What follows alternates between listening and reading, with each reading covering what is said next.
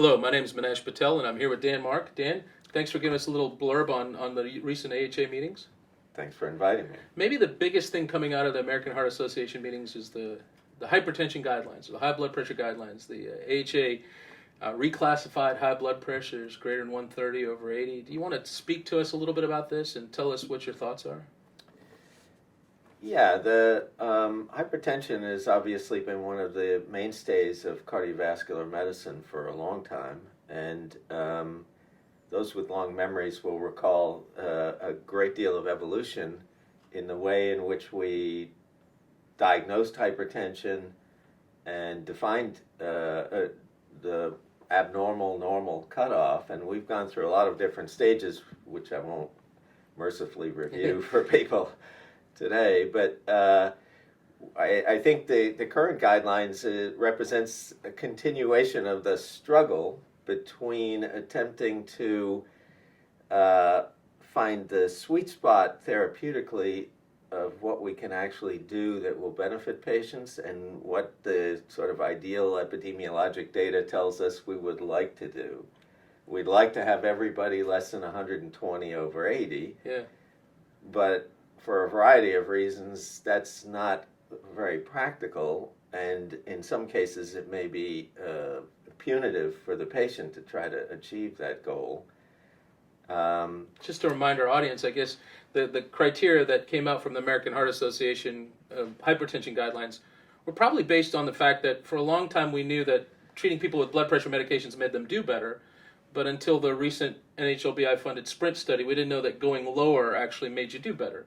So we now have at least one population-based study that showed us that if you push down below 140, in fact, people would have fewer cardiovascular events. But the push-pull you're describing is how do you take that population to your patient? Well, there's two parts. There's that, but also before the SPRINT was the ACCORD trial, which was in diabetics about half the size, but the same general intention to go less than 140 for usual care versus less than 120 for aggressive care. And I think people are still struggling to try to figure out why those two trials don't say the same thing.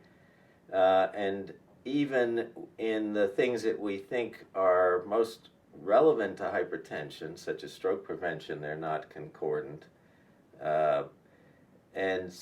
And mortality, they're not concordant. So there's, I think, a little bit of tension, and it's interesting that the guideline committee sort of split the difference between the two treatment arms in those two pivotal trials, I think, to come up with their final recommendations. So sort of split the uprights between 140 and 120 instead of 130, right? Let's go to 130. They still define less than 120 as the optimal treatment goal, and elevated is now 120 to 129, and stage 1 hypertension is 130 to 139, and 140 above is stage 2. But fairly large public health sort of implications. 31 million Americans now reclassified as being hypertensive.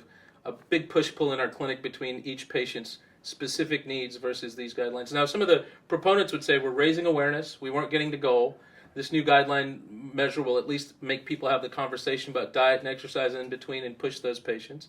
The naysayers would say we should have been doing it anyway. You don't have to redefine the guidelines to get us to behave better. What are your thoughts on that? Yeah, those are really great and complex issues. I think one of the concerns about tightening the goal of therapy is that we're not doing well in the less tight goal of therapy. In fact, maybe less than half of patients are achieving the goals that we would set for them. So moving the goalposts, as you said, Makes it only harder, yeah. You know, there's a variety of reasons why people aren't achieving their target goals, but whether physicians in the larger sense of all the clinicians seeing patients with hypertension are going to be comfortable doing that, and whether so on a public health level, you could say this is a lot of benefit. There's a lot of morbidity and mortality to be prevented, but on the individual patient level, which is what you and I and our listeners deal with one person at a time, sort of making each individual patient accept what maybe 3 medicines a day or 4 medicines a day in some cases for their hypertension. I was actually speaking to one of our colleagues recently who's on antihypertensive medicine, was talking about the fact that he gets lightheaded sometimes if he doesn't remember to eat before he takes his medicine. Yeah. And so, it's not such a simple thing to get people to those targets. And then I think we also recognize that while we all pay a lot of attention nominally to lifestyle changes, practical matters of running a clinic and an office and seeing patients in a busy practice means that you're going to say, you should be exercising, you should be eating right, but that's not working, and here's your prescription. Yeah, and the 20-minute visit, how's it going to do? So let's put the guidelines aside and say, Dan, what do you see in the last little bit here, what we can do as a system or as an organization? Where do you see the world going to take care of hypertension, which many would say is the single most modifiable cardiovascular risk factor in the world today, given that we've done really good on tobacco, probably the biggest place where we can have an effect, and obviously why people care so much. What are some of the things you think will be strategies as we go forward? Well, that's a very good question. And I can only give you my biases on this. Obviously, other people have ambitious goals at a public health level, which are important. But I think we're going to trip over the 1-yard line if we don't recognize that we're dealing with individuals with their own complex narratives who are not necessarily volunteering to be a part of our public health initiative if it doesn't benefit them in a personal, tangible way. The problem with hypertension that we've always talked about and recognized is that patients don't have symptoms. So it's a lot harder to persuade people to take a bunch of medicines and to therefore sort of define themselves as sick and to have to be diligent about doing that medication when they don't feel any tangible effects, and perhaps they feel worse taking the medicine in some cases, is the example that I gave. And then I think, so I personally think that the approach that makes the most sense is that we have to target the highest risk people. So people, and this is what I think the guidelines is attempting to convey, that people who are secondary prevention, that is people who've already had an event, a cardiovascular event, they really should have pretty good blood pressure control, and that's an important area to target.